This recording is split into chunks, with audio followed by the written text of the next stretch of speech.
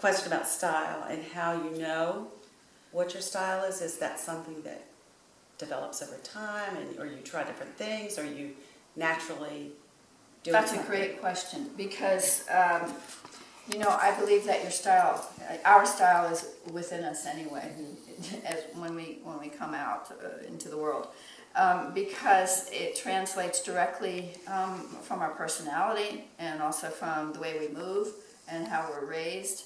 So I think it's easier to see our style the more we make art, but it's there in the beginning. And I often tell the story of someone that I worked with that could not draw the figure, and she really wanted to draw the figure and took classes, and I didn't know what to do, and I called up someone else and I don't know what to do with this person, I really want to help them.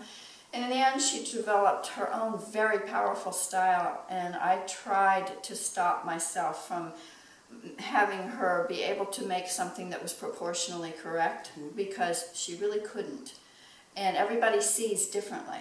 So I let her do what she was going to do, and these paintings were large and powerful and very much her own style.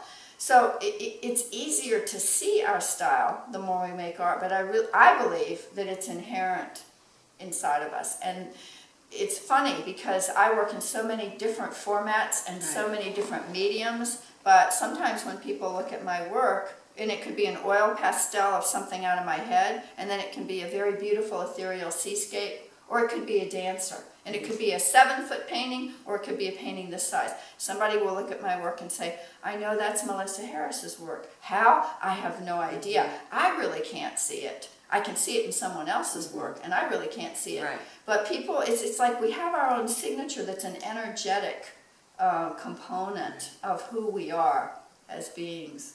So the more you paint, the more you'll be able to see it. Or maybe not, or maybe you'll have somebody else point it out to you, but you'll at least be able to have someone describe it.